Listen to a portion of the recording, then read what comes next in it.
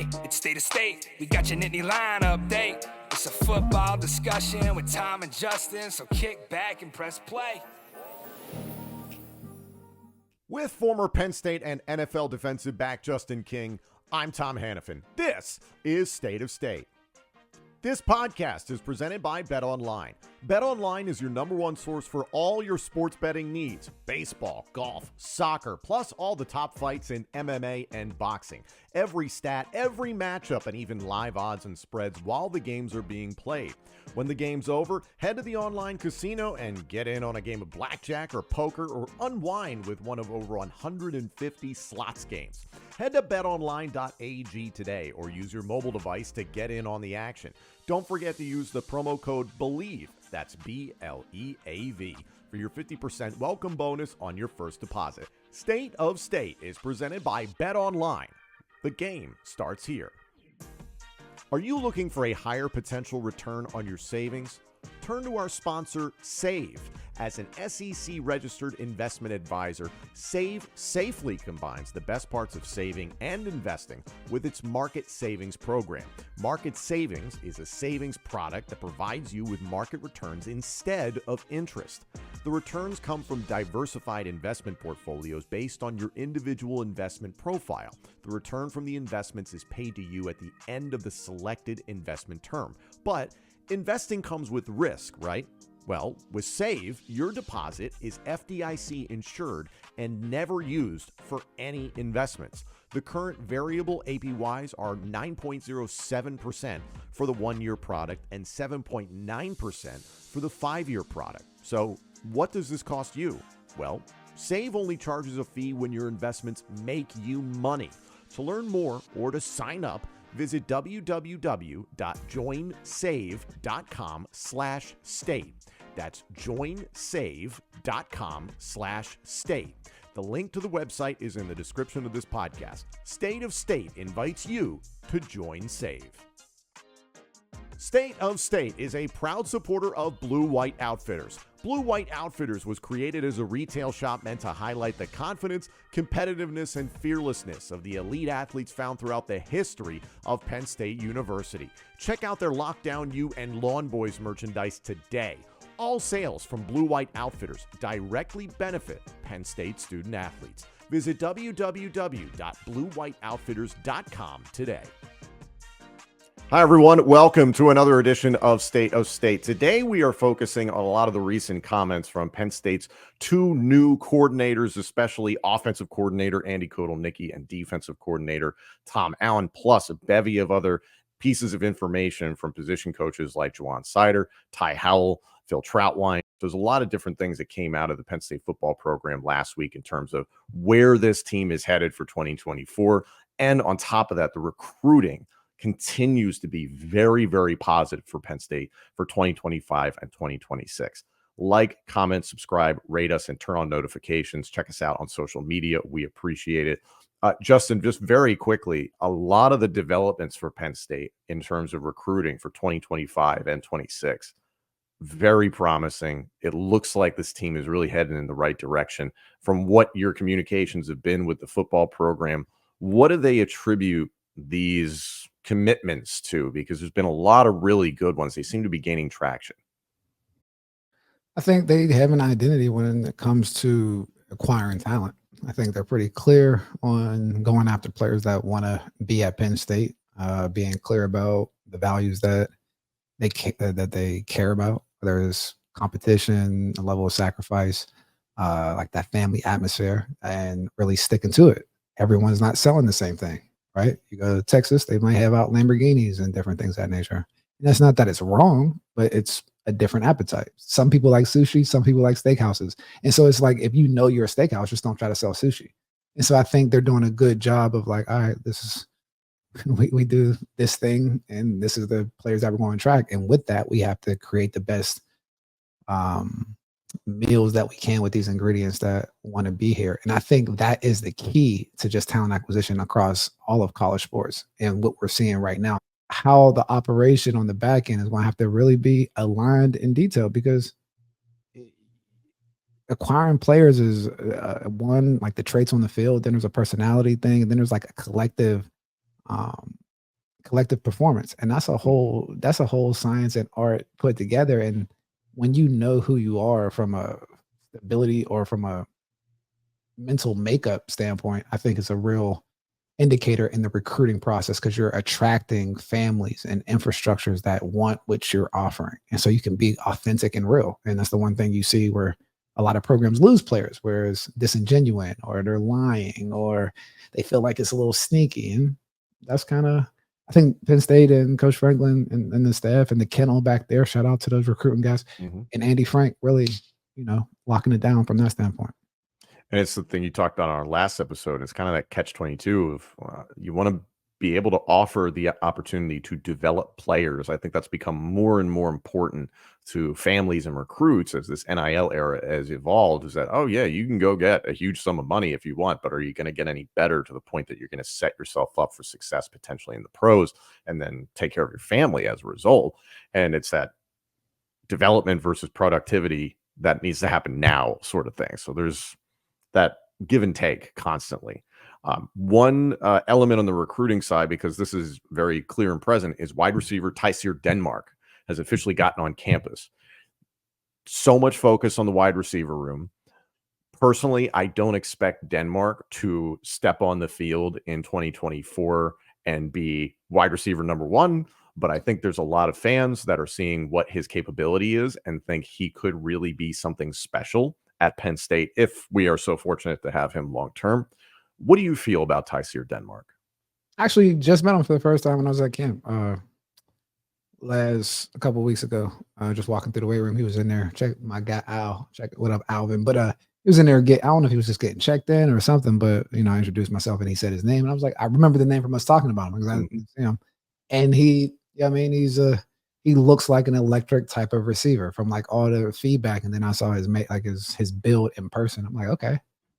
So he got some one touch gap potential. So I mean, I'm excited to see what it looks like when he gets out there. But yeah, that talent acquisition at receiver, it's very interesting because I do believe the talent kind of matches up with the psyche of the player, and a lot of times, depending on what you're selling, that's what you're getting. Like I don't know if you can look at best practices. I don't know if anybody watches fishing shows, right? If you watch it, like a group of guys that are catching like catfish, they might be using some nasty bait like hot dogs, and we're not into hot dogs. But like I don't know what Brian Hartline's using up in Ohio State, but if you check out what they're using to fish, it's completely different than how we do it, and they attract a different thing. So that's all I'm saying is like recruiting is social engineering from like a group standpoint or how we view that. Because like you talk to a linebacker from USC, you talk about Penn State, they're going to identify with linebacker you.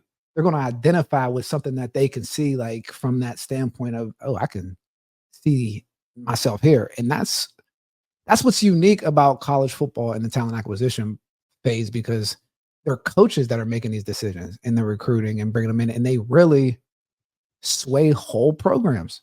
Like it's fascinating. I mean, and it's going to be really more valuable to find these game-changing type of talents now in the NIL era, now in the era where we have to pay from the athletic budget and things of that nature, because there's a level of like, are we going to wait for this guy to develop and really make sure he's his full man, or are we going to worry about getting fired next year? Yeah, it's that constant balance. It's scary. Yeah, but it is, but at least we know what it is, right? Because I think that balance has always been there, and that's where players and staff or everyone just has been taken off guard. It's like, wait, I thought this was supposed to be development. Wait, I'm getting cut. Well, I'm getting pushed out. Now we know exactly what it is. So it's your fault if you're not prepared. Welcome to Penn State, Tyseer Denmark. So I think a lot of people are excited about him, what he could be in the future. And again, I always say this with the preface of like, I hope he gets to stay with Penn State for a while and that development process can play out. You just never know how things are going to go. Our guy's going to transfer, those sorts of things. But you really hope that Denmark is here for a while because he could be special in this wide receiver room that needs a special talent. Speaking of other positions, offensive tackle Drew Shelton, who was banged up during 2023, was a rotational type of player, obviously two bookend tackles with Olu Fashanu and Caden Wallace. was able to get in there, underwent a surgery here during the offseason, missed spring ball, missed the blue-white game, is expected to be a full, clear, fully medically able to compete during training camp in August, which is great to hear. It does make me look at the offensive tackle spot, however, Justin, and that offensive tackle, Drew Shelton and Javen Williams probably competing on the left, and then on the right, Anthony Donko and Nolan Rucci, the transfer from Wisconsin. You and I have discussed it, is that there is that concern about, okay, these are some new pieces entering here. Obviously, some guys that have been a part of the roster for a while. Shelton's got himself a significant amount of reps as a starter for a variety of years now, but it's brand new. You're going from Fashion Wallace to a bit of the unknown. And the big thing that was discussed recently by Phil Trautwein, a great article written by Mike Poorman on statecollege.com, is that Trautwein has said, quote, "I'm just trying to have our guys protect the quarterback. So for me, I know Andy's doing different things like motion shifts to get wide receivers open faster, which will help us. But at the end of the day, we're still going to be dropping back in 6-man or 5-man protection, or we'll do naked and we'll do play action passes. We're going to do all the same stuff. It's just probably different in the way he calls it and different in the ways to get guys open and different ways to attack the defenses. So for us, it's going to be protect the quarterback." Hearing that, does it give you pause, or is it kind of like, yeah, that makes sense? Makes sense.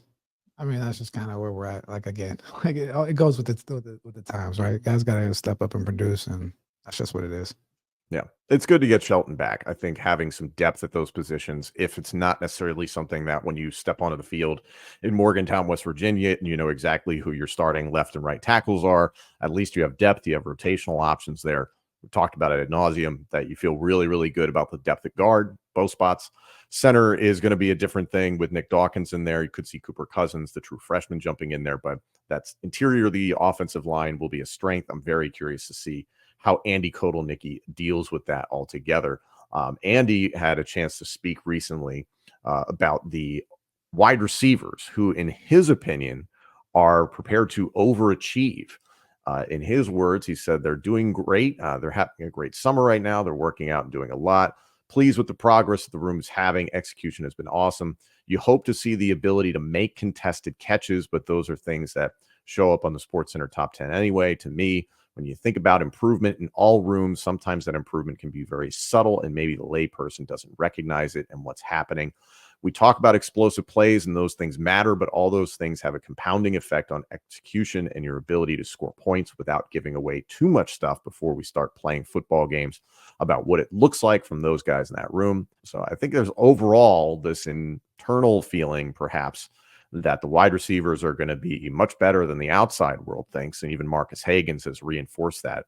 Speaking, as I mentioned in that article from Mike Poorman, the guys are exceeding where we should be. I think the culture of the room is different because it's a new year. The guys in that room are in a different space. You guys will see. You guys will be able to see exactly the changes that we made once the season unfolds. But I do like where we're going offensively. So maybe there's something we don't know altogether about these wide receivers. And maybe that leap has been taken by one or several of these receivers. Do you buy what's being put out there? Yeah, I mean, you have to a little bit in the sense of like, it's kind of, they took the brunt of a lot of things last year, just came up with, I mean, in the conversation of knowing that they have to produce. So, I mean, you have to instill a little confidence in your guys going in to see that, hey, we see you guys progressing and moving along, but I will tell. Mm-hmm.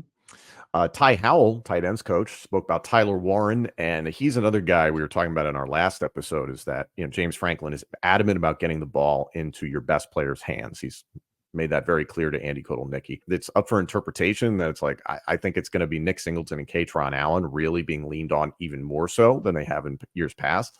But I also feel like, yes, Trey Wallace, you want to see step up as the number one pass catcher, but I'm of the mind it's going to be Tyler Warren, the tight end. Ty Howell said about Warren, quote, big body guy, knows how to use it versus man coverage. He's a guy who will make contested catches, knows how to get open and maybe use that little extra nudge, using his strength to separate from a defender. He can find holes in the zone. He's reliable. He makes tough plays, tough catches. He's the guy you can trust that he'll come down with it. Is there like an ideal way in your mind that you want to see a tight end utilized? Because it's been a minute to my memory that a tight end has led Penn State potentially in receptions, receiving yards, receiving touchdowns, those sorts of things. That's not happened in a while. I think you just want to see a constant mismatch on linebackers. I think anybody that has that physical prowess that can be more athletic than your typical linebacker and more physical and athletic enough to beat your typical nickel creates an X factor the in the defense or in how we attack the defense. So when I'm saying that, I think you would want to see, I mean, obviously his catch radius and ability to break tackles and ability to make big plays and be an efficient blocker, right? So when he's in there and being able to run behind them, I think Tyler Warren does a great job. And just shout out to Ty Howe in general of how he's been recruiting tight ends and developing tight ends. I like to really give a kudos to that because in the art, again, of today's college athletics, you mean some guys that get promotions and get crowned as great coaches because they're great salesmen or they can just recruit and sell snake oil salesmen. But there's like actual guys that are recruiting and developing players. And regardless of being Penn State, like Ty Howe is doing a great job with the tight ends, whether you're seeing the guys that are coming in from high school, and I always try to use a barometer meter, like a barometer of like how well someone's doing talent evaluation is if you can line all the guys up and you can see, hey, they have a style of guys that they look like. All their tight ends are starting to look the same when they're coming out of high school. The receivers, X's and Y, like they're starting to look the same. The running backs, and you start to get at least lock down you, the DBs, like they're starting to all look the same, tall, long, fast guys. And when you have that uniformity across the staff, then it becomes easy to have consistency in the talent acquisition market because you're always building on what's there. Because when I got there, it wasn't like that. Like left tackle might be 6'2", it might be this. We had Saquon and then Miles, and then it was like not even a drop off. It was all over the place, right? You have your high ones, but it wasn't really like a 1B, 1C and things of that nature. So now to see where they're at from a recruiting standpoint and the guys that are coming in is very few like projects. Like when in 2017, the projects that were coming in, like you couldn't throw them on the field. Like these projects that are coming in, they're probably starters at half the schools in college football. So that shows the development and talent acquisition of a program. And I think, again, back to the core foundation of what we're looking at and what I look at and value are those things. Ja'Juan Seider, the running backs coach, I love what he said this past week because first of all, I think he's a fantastic coach and a fantastic recruiter, and the evidence is there in terms of the running backs that have come through that room. Ja'Juan Seider said, quote, in regard to Andy Kotelnicki, I think he's great at diversifying the game plan. Touches for the running backs don't always have to come from a handoff. Touches can come from catching the ball. We call the swing route 7-11 because it's always open. We did it in the bowl game, hitting Nick on a wheel route. We will do different things so the backs can touch the ball, like an option route versus the Mike linebacker. There's not a Mike linebacker in the country who can barely cover these guys, talking about Nick Singleton and Kaytron Allen. I love when you hear a position coach have that much confidence in his guys. Ja'Juan has always been that type of dude. It seems like kind of a foregone conclusion in the conversation coming out of the team for a while now. We're going to have a renewed emphasis on the running game, but it's not even so much just the running game, it's the running backs altogether. Do you think this is a year where Singleton and Allen really bust out? Like, hell, could we have maybe a conversation about one or both of them? If the receivers keep 7 in the box, yeah. That'd be great. Simple. That would be great. They have the talent. I mean, it's hard to run against 8 and 9 people in the box. If I could play man outside and just, load it up and fire on running backs, not that hard. But if you start loosening it up, and again, Nick Singleton's interacting with defenders 5-6 yards down the field, you want to see more explosive plays. Like you're gonna again. I think some of the receivers got like the young guys like Pete and Tyson. How you say his name? Tyseer. You got Tyseer, Pete, and these guys coming in. You got the tight ends, the running backs. Just continue to raise the level of talent and weapons just are on the field. Yeah, I think it was like with Andy Kotelnicki, the more I'm learning about his offense and the multiple looks, I think they're going to create space and to do some great things. And yeah, we'll see though.